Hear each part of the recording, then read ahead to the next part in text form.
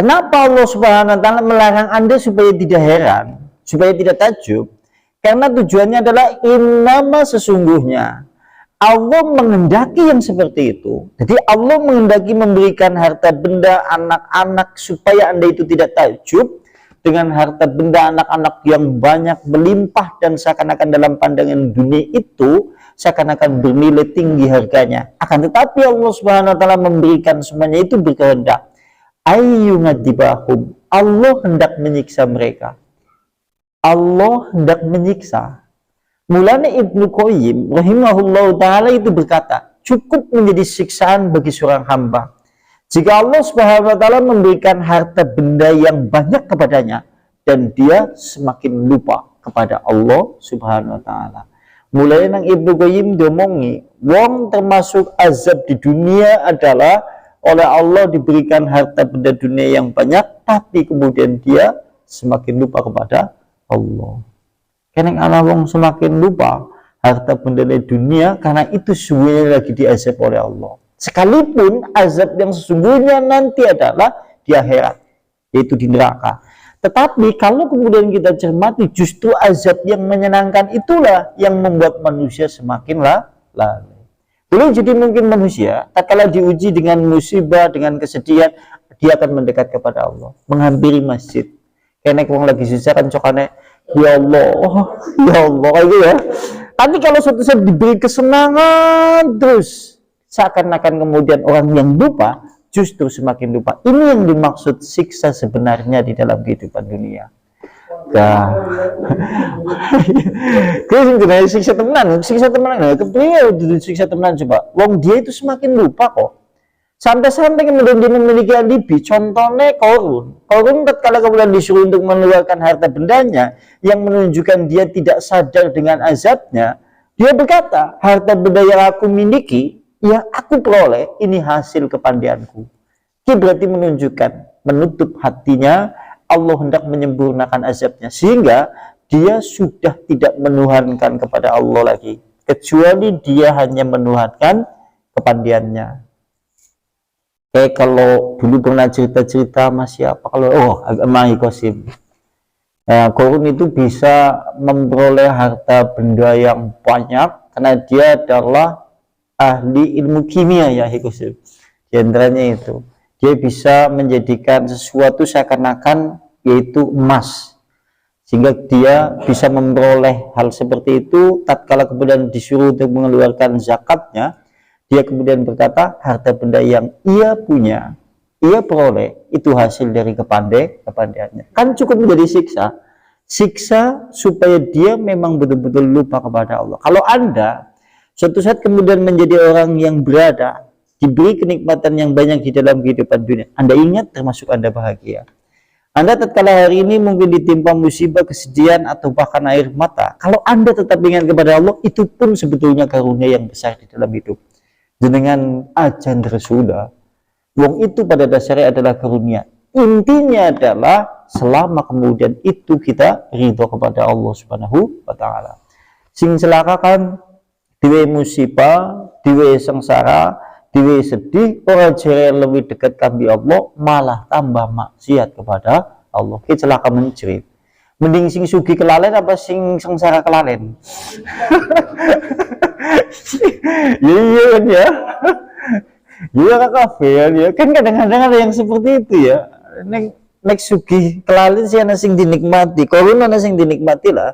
Coba bayangkan saja kalau suatu saat musibah kemudian dia kelalen, waduh, ini ya menunjukkan dia itu jauh dari Allah Subhanahu wa ta'ala. Makanya jenengan perlu menjadi garis bawah dalam kalimat yang ada disampaikan di kitab ini. Kemudian berikutnya, yang kedua, bukti Allah Subhanahu wa ta'ala hendak menginginkan azab, wa tazhaqa anfusuhum wa hum kafiruna, dan tiba-tiba melayang nyawanya, kalimatnya gue, dan tiba-tiba melayang nyawanya, wa hum kafirun, dan dia dalam keadaan kafir. Coba bayangkan, azab yang cukup besar di dalam kehidupan dunia ini adalah tatkala dia mati di atas kekafiran. Bukankah tatkala manusia mati di atas kekafiran, harta benda yang ia miliki atau dunia yang ia punya sekalipun melimpah ruah, sampai ujung pandangan ke wilayah timur, bahkan memenuhi ujung barat, dunia yang dia miliki seperti itu tidak akan pernah bisa menyelamatkan dari neraka jika dia mati di atas kekafiran. Kalimatnya adalah tiba-tiba Allah Subhanahu wa taala melayangkan nyawanya dan tiba-tiba kemudian dia mati dalam keadaan kafir. Kadang-kadang wong niku ya lagi enak-enak urip nang alam dunia, masya Allah. Jadi kan bayang mulanya kadang-kadang nggo tema film menggambarkan tokoh sing paling jahat. Perempuannya dia memiliki kekuasaan, harta benda yang banyak, tiba-tiba kemudian dia mati. Kan kadang-kadang seperti itu. Karena kita tahu yang namanya manusia yang ada di dalam kehidupan dunia, semuanya pasti menemui kematian. Dan kematian itu datangnya tiba-tiba. Bayangkan saja, kalau seandainya manusia ada yang sedang lupa-lupanya kepada Allah karena harta benda dunia yang dia miliki, lantas kemudian dia mati di atas itu, bukankah itu merupakan kerugian yang cukup besar di dalam kehidupan dunia? Anda memungkinkan hidup di dalam kehidupan dunia itu sengsara mungkin. Atau kalau seandainya dikalkulasi hitung-hitungannya Anda itu lebih bersedih dibandingkan sisi bahagianya. Tapi Anda menutup mata Anda itu tatkala Anda itu membawa iman, mati dalam keadaan membawa Islam, tetap bertauhid kepada Allah, maka Anda termasuk orang yang paling berbahagia. Kira-kira kita garis bawahi dalam hal itu, mending dewek sengsara mati di atas orang beriman, apa mending kemudian kita senang nang alam dunia mati di atas kekafiran? Dan pilihannya dewek soalnya sing enak-enak sih ya, urip nang alam dunia kepenak, mati di atas iman, mati di atas tauhid, mlebu surga tanpa hisab. Karena dewek soalnya sing gue sih ya. Jadi nek ditakoni jadi aja sing gue lah, aja sing ngelah-ngelah kan. Itu seperti itu. Aduh. Dan berikutnya, dan juga Allah Subhanahu wa taala berfirman, Allah Subhanahu wa taala berfirman dalam surat Ali Imran ayatnya 196 dan 197. Surat Ali Imran ayat 196 sampai 197. Di sana Allah Subhanahu wa taala berfirman, la yahurannaka taqallubul ladzina kafaru fil bilad. Dan jangan kamu terpedaya, jangan memperdayamu. Apa yang memperdayamu? Taqallubul ladzina kafaru, kebebasan orang-orang kafir di negeri atau di dunia, atau di sebuah negara, atau di suatu wilayah. Maksudnya sampean ora seiri kan di wong kafir, seakan-akan uripe bebas, medon bebas, minum bebas, apa saja kesenangan yang ia kehendaki bebas, dan dia seakan-akan uripe bebas, berbuat dosa apa saja bebas, dan dia sehat. Kemudian dia juga tidak menerima azab di dunia, seakan-akan hidupnya senang sampai kemudian menemukan titik-titik kebahagiaan seakan-akan. Jenengan aja iri, ya aja iri. Jujur kan ana sing gue. Kayak wong ora tau susah, isine mau maksiat, tok kayak enak temen gitu. Ganti-ganti wedonan bisa milih-milih sina akuarium regane larang-larang. Wong sekali telepon teka 10 milih, sehingga yang apa sing model kayak wong Jepang, wong Cina bebas. Duitnya ya anak, hotelnya ya main-main, dan itu bebas, dia sehat terus, penyakitnya jarang, sampai menjelang tua juga dia bisa memiliki harta benda yang masih melimpah. Dan seakan-akan dia bebas di negeri ini, dia bebas kemudian di satu wilayah, dia bebas kemudian tidak menerima azab dari Allah atau tidak menerima peringatan dari Allah. Itu permasalahannya adalah Allah hendak menjadikan dia semakin lupa. Nanti ketika mati, barulah kemudian dia mati di atas kekafiran. Maksudnya seperti itu. Men jurnal baik. Salahkan men di pol-pol ngone seneng, engko nek mati nih baik, dia mati di atas kekafiran. Dan kita tahu mati di atas kekafiran adalah menutup semua celah untuk menjadikan manusia mendapatkan balasan terbaik, amal soleh, amal kebaikan yang kita lakukan selama hidup. Anda tatkala memiliki amal soleh, tapi mati di atas kekafiran, amal soleh Anda tidak berguna. Tapi Anda kemudian ditutup dengan amal itu soleh atau ditutup dengan kematian yang membawa keimanan di atas tauhid, Anda itu memiliki dosa, Anda itu memiliki kesalahan, memungkinkan dosa-dosa Anda itu diampuni oleh Allah dan mendapat rahmat Allah. Sehingga ada istilah husnul khotimah dan su'ul khotimah. Itu tujuannya gue, nah Allah men garap dimatikan dengan tiba-tiba. Tujuannya gue, nek wis mati lah nembe dheweke ngaco. Wala ya Allah, itu pakai nek bisa ngomong wong kafir yang jenis seperti itu. Kalau seandainya Abu Lahab itu dihidupkan, suruh berbicara di tengah-tengah kita, dia mungkin akan bercerita kepada Anda semuanya. Kalau seandainya saya tahu keadaanku yang hari ini setelah kemudian aku mati, tentunya aku akan orang yang mula-mula mengikuti ajaran Muhammad dan tidak akan sekali-kali menjadi orang yang kafir. Karena orang kafir itu tidak berguna sama sekali anak-anaknya, sampai tidak berguna pula kemudian yaitu harta bendanya. Dan kita tahu yang namanya kemudian tokoh kafir Quraisy ada pula anaknya yang Islam. Contohnya Abu Jahal. Abu Jahal dua anak jenengannya Ikrimah bin Abi Jahal. Dia masuk Islam. Dan bapaknya kafir, anaknya muslim. Maksud dari kalimat terputus tidak berguna anak-anaknya karena tatkala kelak pada hari akhirat hubungan nasab hilang.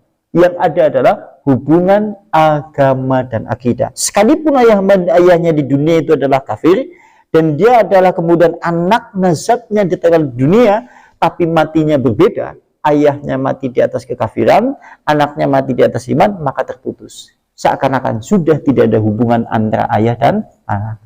Itu maksudnya. Sehingga orang anak gunanya. Dan suatu saat kemudian Abu Jahal nuntut, ya malaikat nunggu anak soleh, sing ngetutna ajaran agama Muhammad, ajaran sing tauhid. Karena aku sing lahir nanyong, wis langsung dijawab oleh Allah dengan ayat ini. Dan tidak berguna bagi orang-orang kafir anak-anak mereka. Sekalipun anak-anaknya adalah orang muslim. Karena terputus kemudian antara hubungan nasabnya. Jika kemudian mati masing-masing di atas kekafiran, anaknya kemudian mati di atas iman. Mulai nek dewek melasi kadang-kadang. Melasi banget, nganggu banget. Kalau suatu saat ada orang yang mendoakan kepada orang tuanya, tapi orang tuanya amat disayangkan jika mati di atas sesuatu yang tidak benar. Contohnya siapa? Rasulullah. Jenengan pernah melihat kisah Rasulullah bersama kuburan ibunya di kitab Tadkirah? Dia suatu saat ingin hendak pergi ke Abwa. Abwa kan tempat antara Mekah dan Madinah, tempat di mana ibunda Nabi dikubur di sana. Rasulullah, kita tahu, dia memiliki doa yang mustajab. Kalau suatu saat dia berdoa, ya Allah subhanahu wa ta'ala ampunilah ibuku, pasti dijawab. Ya Allah masukkanlah kelak ibuku, ayahku menuju surgamu, pasti dikabulkan oleh Allah. Tapi nyatanya, tatkala kemudian dia meminta izin untuk memohonkan ampun kepada ayah dan ibunya, dan juga kemudian izin untuk berziarah mengunjungi makam ibunya, tidak diizinkan. Jadi bukan maksud kemudian dia tidak boleh berdoa, tapi tidak diizinkan untuk mendoakannya. Kenapa? Karena tahu pula kalau seandainya kemudian Nabi, bayangkan saja nek jenengan di Nabi, jenengan dua doa misal 100% dijamin doanya mustajab nang sampean. Nang jenengan gak digunakna angkola gondoakna ibuku. Tapi oleh Allah dilarang disit. Sampean raudi donga nggo ibune. Kepriwe jajan. Apa gunanya doa yang mustajab? Kalau suatu saat doa yang mustajab itu yang suatu saat kelak kita akan persembahkan kepada kedua orang tua kita, ternyata Allah melarangnya terlebih dahulu. Bayangkan sing dadi sedherek Nabi. Mulai Nabi begitu dengan kuburannya Nabi, begitu dia melihat kuburan ibundanya, dia menangis. Dia menangis. Kenapa dia menangis? Karena dia merasa memiliki doa yang mustajab, tapi tidak diizinkan oleh Allah untuk mendoakannya. Kayak apa langsane? Derek mending, tatkala kita berkunjung ke kubur ayah kita, ibu kita, tidak ada informasi yang 100% yang memberitahu tentang berita ayah dan ibunda kita.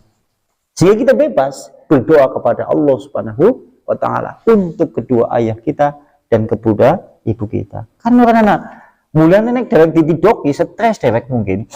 Ya, waduh nyuruh lindung ayahku seperti ini kayak pikiran ya. Bayangkan nenek dari Nabi coba punya doa mustajab tapi tidak diizinkan untuk mendoakan ibunya. Nah langsung nih kan. Nek dereng nelangsani saya karena donga wala ibuku, mudah-mudahan ya Allah dikabulna. Seakan-akan masih ada celah-celah harapan yang tersisa, mudah-mudahan Allah membukakan rahmat untuk kedua orang tua kita. Makanya mau tidak mau, bagaimanapun orang tua kita yang telah meninggal, sudahlah, untuk masalah apa yang mereka berbuat lupakan. Yang pasti doa kepada orang tua wajib kemudian kita panjatkan. Adapun nanti kemudian dikabulkan atau tidak dikabulkan, itu urusan Allah. Toh pada dasarnya kita tidak diberi informasi yang valid tentang kondisi ayah dan ibu kita. Ya wis doang apa ya? Beda nek nabi kan langsung diberi ngerti. Nabi kan langsung diberi ngerti, ibunya sampean di doang lah. Ayo coba. Oh, nayane nelang sapa? Nek digigit nayane nelang sapa ya. Kayaknya protes ya nembok. Ya apa gunanya coba? Anda apa gunanya lah kalau suatu saat memiliki doa-doa yang mustajab, tapi ketika mau digunakan tidak boleh. Kenapa gunanya? Nah, apa gunanya kalau kita memiliki seperti itu? Wah, nelangsa mulai Nabi nangis. Itu seperti itu kalau dalam kisah. Nah, kemudian berikutnya satu ini sampai titik. Kemudian berikutnya adalah firman Allah surat Al-Imran ayat 197-nya. Mata'un qalilun. Kalimatnya seperti itu. Janganlah memperdayamu, yaitu kebebasan mereka orang-orang kafir di sebuah negeri. Kebebasan mereka dengan harta benda dunia yang ia miliki, dengan kebebasan dia terhadap perkara yang haram, maka itu adalah mata'un qalilun. Kesenangan di dunia yang sedikit sekali. Senangnya mung sedikit. Karena kita tahu lah, hidup di dalam kehidupan dunia kalimatnya mata'un qalilun, kesenangan yang sangat-sangat sedikit. Kenapa disebutkannya itu sangat sedikit? Karena kita tahu antara dunia dengan akhirat tidak imbang. Kita hidup di dalam kehidupan dunia seandainya 1000 tahun, besok di akhirat mereka hitung 1 hari. Kalau dikalkulasi dengan hitung-hitungan 1000 tahun akhirat, kita hidup di dalam kehidupan dunia, itu hidupnya adalah 1,5 jam.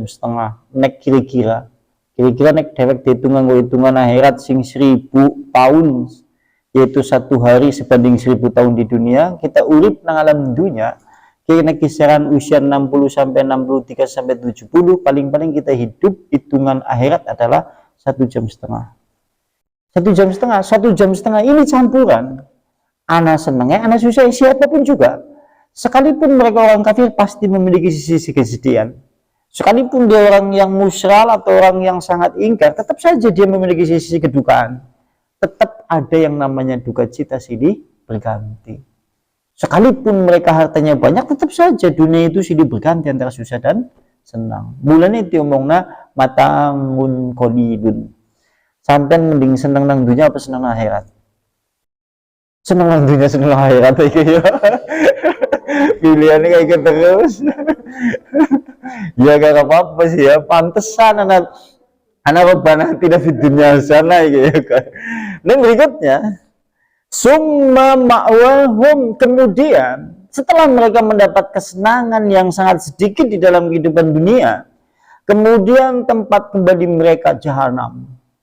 Dan kita tahu tempat kembali yang paling jelek wa bi'sal mihad, maka jahanam adalah tempat kembali bagi kehidupan manusia yang di dalam kehidupan dunia.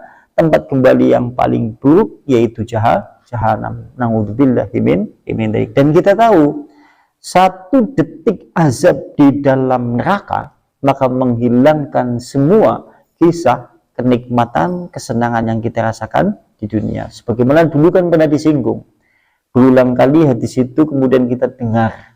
Tatkala Rasulullah menyebutkan ada seorang ahli dunia, dia memiliki harta yang benda yang banyak, tapi karena dunia itu lupa, dia menjadi orang kafir dan kemudian dia menjadi ahli neraka.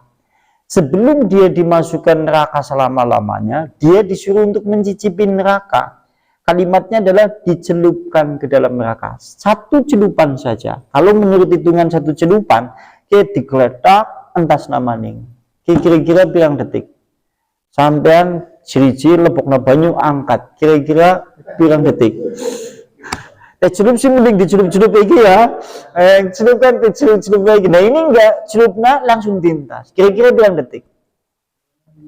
detik lah ya. Kalau seandainya kita katakan 5 detik, 5 detik kemudian dia disuruh untuk mencicipi di neraka, diangkat kembali, didudukan hamba itu, ditanya, wahai hamba Allah, bagaimana kemudian kau merasakan di dalam neraka? Apakah kemudian kau merasakan kesenangan? Hal ra'aita, kemudian apakah kemudian kau merasakan kenikmatan di dalamnya? Jawab hamba itu, la wallahi ya Rabbi, tidak demi Allah. Maksudnya apa?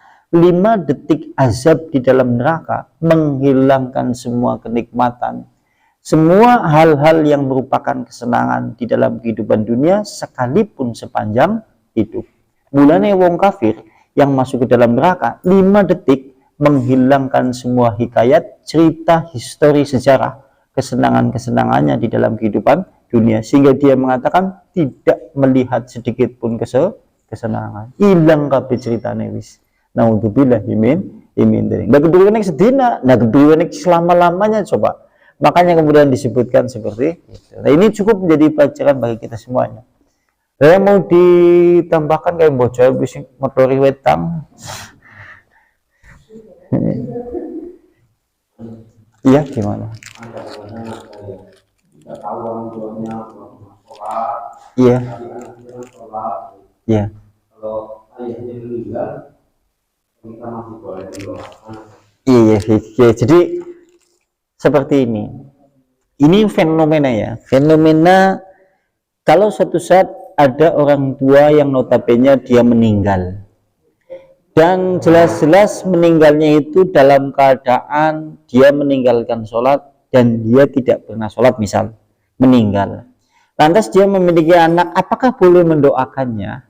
Kan seperti itu yang jadi pertanyaan. Nah perlu digarisbawahi seperti ini. Kalau secara syariat kita tahulah meninggal menutup amalan keburukan maka disebut dengan su'ul khotimah. Su'ul khotimah kan su'uki jelek, khotimah pungkasan, akhir hidup yang jelek, yaitu meninggal dalam keadaan tidak sholat dan dia tidak sholat, berarti su'ul khotimah secara syariat. Tapi ada yang secara hakikat kita tidak tahu. Allah Subhanahu wa ta'ala melalui lisan Nabi, itu kan ada hadis Nabi yang menyebutkan Allah menerima tobat hamba sampai hamba itu nyawanya di kerongkongan. Allah kenampani tobat desa bapak selama nyawa itu belum sampai di kerongkongan. Ketika kita melihat orang tua secara dohir dia meninggalkan sholat, mungkin meninggalkan sholat nyata. Tapi kalau untuk masalah seperti dia mati dalam keadaan kufur, ya kalau dia mati dalam keadaan meninggalkan sholat. Tapi terkait masalah nyawa sampai di tenggorokan, apakah dia bertobat atau tidak bertobat, kita tidak tahu. Nah ini yang namanya hakikat. Makanya oleh karena terbentur oleh hakikat seperti ini, berarti dua keadaan kan. Satu jelas-jelas orang sholat, genah. Satu keadaan jangan-jangan memungkinkan buku-buku tobat, tatkala nyawa di tenggorokan, tatkala nyawa itu belum sampai di tenggorokan, jangan-jangan dia bertobat kepada Allah, terus Allah kemudian ampuni. Karena ada hadis yang berbunyi seperti itu. Nah oleh karena itulah, karena tidak ada informasi yang jelas, beda kayak ibune Nabi mau. Nah ibune Nabi kan langsung ada informasi yang jelas, valid 100% benar. Langsung dia mau nama Nabi, orang uli doang ibune. Kalau kita kan tidak. Nah kalau oleh karena itu kemudian kita tidak mengetahui secara pasti hal itu, tetap mendoakan.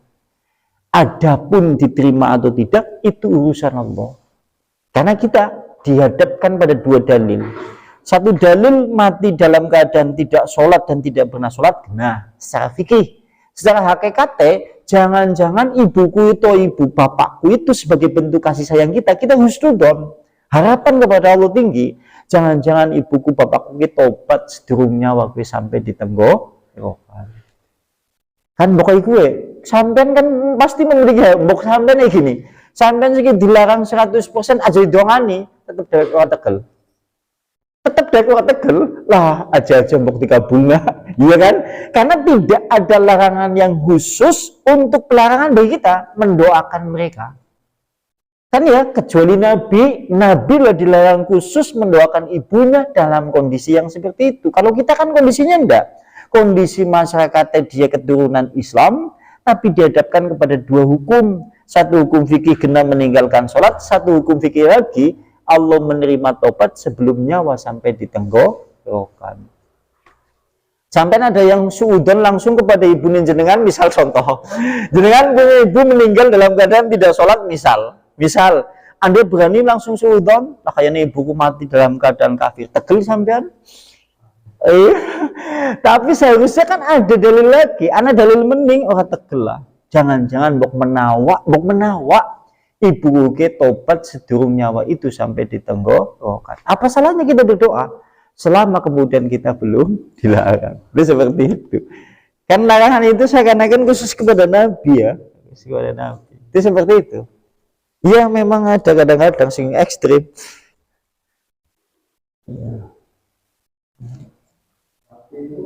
Ya.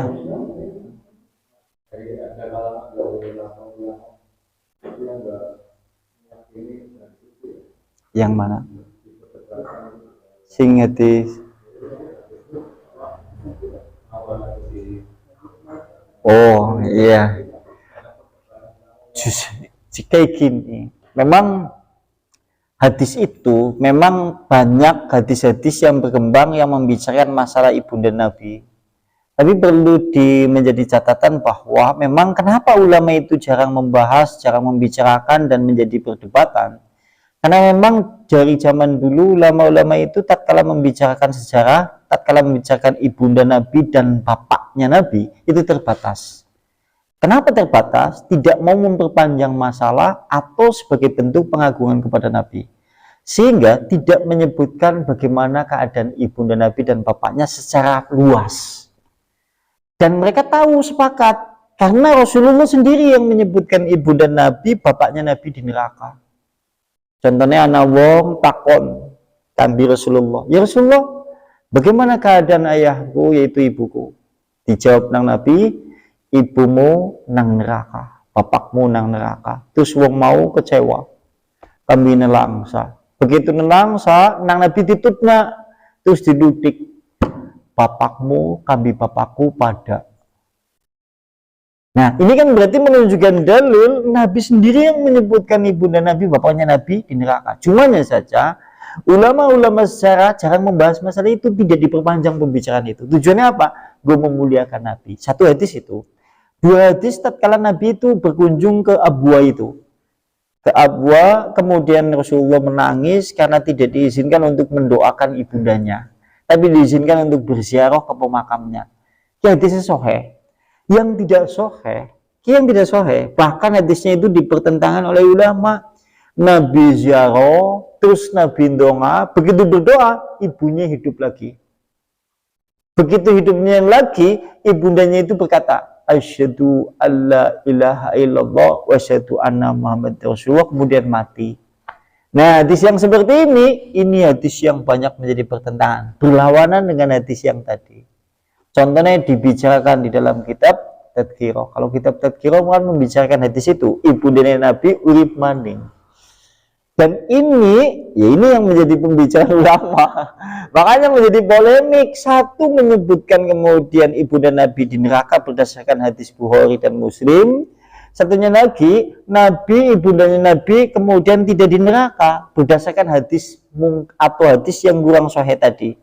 Berikutnya, ada keyakinan ulama yang lain menyebutkan ibunda Nabi kami bapaknya Nabi hidup di zaman Patra. Itu zaman sebelum diangkatnya Nabi Muhammad sebagai Rasulullah dan setelah kemudian Nabi Isa meninggal. Artinya masa kekosongan Nabi. Dan pada saat masa kekosongan Nabi, apakah orang itu kemudian bisa dikatakan sebagai orang beriman hidup di zaman sebelum diangkatnya Nabi menjadi Rasul dan setelah Nabi Isa meninggal, harus bagaimana orang yang masuk surga pada zaman itu dan dikatakan sebagai orang beriman? Kalau menurut kitab disebutnya bahwa orang-orang yang hidup di zaman Patra harus mengikuti risalah Nabi-Nabi sebelumnya. Harus mengikuti risalah Nabi Isa secara tauhid atau Nabi Ibrahim yang betul-betul masih berlandaskan tauhid. Kalau menyimpang dari itu berarti mereka disebut sebagai orang yang jahiliyah. Oleh karena itulah masyarakat dulu disebut sebagai masyarakat jahiliyah. Sekalipun kemudian ibunda Nabi, bapaknya Nabi hidup di zaman Patra, tapi mereka terkena dampak yaitu mereka adalah orang-orang yang hidup di zaman jahiliyah. Harusnya mereka itu membersihkan semua keberhalaan menuju risalah yang benar Nabi Ibrahim sesuai dengan tauhid. Nah, salahnya di situ. Nah, itu dibicarakan. Iya, pada itu zaman kekosongan Nabi, vakum lah. Jadi ngenteni nah. Iya. Ya, harus mengikuti risalah sebelumnya. Iya, risalah sebelumnya. Sekalipun ya, kalau saya pribadi sebetulnya ya ora ikhlas. Saya pribadi itu ora ikhlas kok. Sing lahirna Nabi nang neraka. Saya nggak ikhlas sebetulnya kalau di dalam hati. Di dalam hati kecil saya itu seolah-olah kayak nggak ikhlas. Kalau Nabi sebagai kecintaan kita lah, sebagai figur Nabi yang paling mulia, orang yang melahirkannya itu ibundanya di neraka. Saya tidak ikhlas, tapi Nabi sendiri yang ngomong kok. Nabi direct sih ngomong, ibuku di neraka. Ibu, kalau tidak ada hadis itu, saya pun tidak berani ngomong seperti itu. Dan saya pun menyandarkan kepada hadis Nabi, kepada perkataan itu. Ulama jarang membicarakan itu tujuannya gue memuliakan Nabi.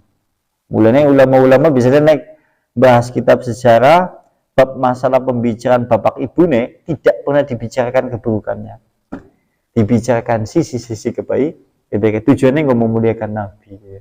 Saya pun tidak ikhlas sebenarnya. Oh, ibundane Nabi kok kan ora ikhlas aja nih. Mau saya bener neraka gitu. Seperti itu. Saya kayak ikhlas sebetulnya. Cuma karena ada hadis itu masalahnya. Di antaranya itu. Baca lu ngadep ngetan wis ndonga. Naktimu bihadza majlis ta'lim wa bidawati Rasulillah subhanakallahumma bihamdika asyhadu an la ilaha illa anta astaghfiruka wa atubu ilaik. Assalamualaikum warahmatullahi wabarakatuh.